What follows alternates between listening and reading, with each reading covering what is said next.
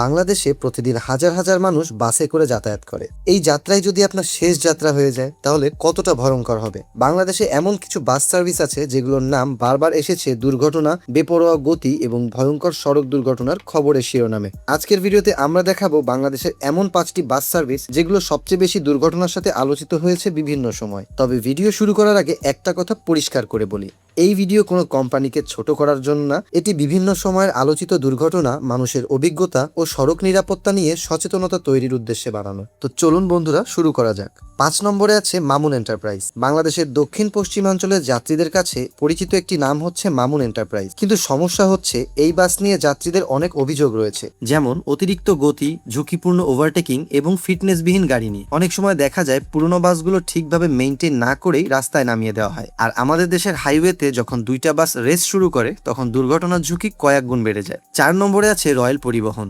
Royal পরিবহন মূলত উত্তরবঙ্গ ও দক্ষিণাঞ্চলের কিছু রুটে বেশ জনপ্রিয়। তবে যাত্রীদের একটা বড় অভিযোগ হলো অনেক চালক সময় বাঁচানোর জন্য অতিরিক্ত গতিতে বাস চালান। বাংলাদেশে একটা অদ্ভুত প্রতিযোগিতা আছে, আগে পৌঁছাতে হবে, আর এই প্রতিযোগিতার কারণেই অনেক ড্রাইভার ঝুঁকিপূর্ণভাবে বাস চালান। রয়্যাল পরিবহনের সাথে জড়িত বেশ কিছু দুর্ঘটনায় দেখা গেছে ড্রাইভাররা হাইওয়েতে বিপজ্জনক ওভারটেক করতে গিয়ে নিয়ন্ত্রণ হারিয়ে ফেলেছেন। 3 নম্বরে আছে ইসলাম পরিবহন। ইসলাম পরিবহন দীর্ঘদিন ধরেই দেশের বিভিন্ন রুটে চলাচল করছে।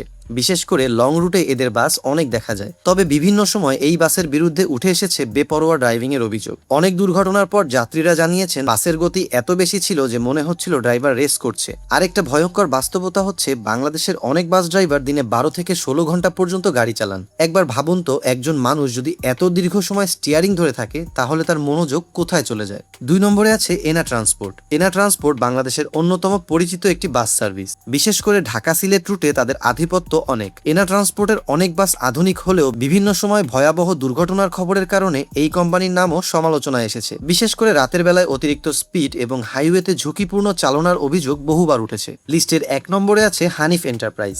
বাংলাদেশের সবচেয়ে পরিচিত বাস কোম্পানিগুলোর মধ্যে অন্যতম হচ্ছে হানিফ এন্টারপ্রাইজ। দেশের সর্বত্র তাদের বাস সার্ভিস রয়েছে, কিন্তু বড় নেটওয়ার্কের কারণে দুর্ঘটনার সংখ্যাও আলোচনায় এসেছে বহুবার। বিভিন্ন সময় হানিফের বাস জড়িয়েছে বড় বড় সড়ক দুর্ঘটনায়, বিশেষ করে হাইওয়ে রুটে অতিরিক্ত স্পিড, ক্লান্ত ড্রাইভার ও বিপজ্জনক ওভারটেকিং, এসবের অভিযোগ হরহামেশাই উঠেছে।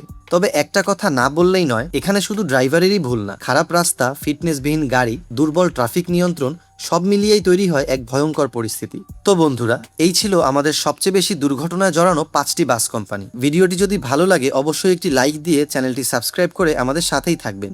দেখা হবে পরবর্তী ভিডিওতে। ততক্ষণ সবাই নিরাপদে ভ্রমণ করুন। আল্লাহ হাফেজ।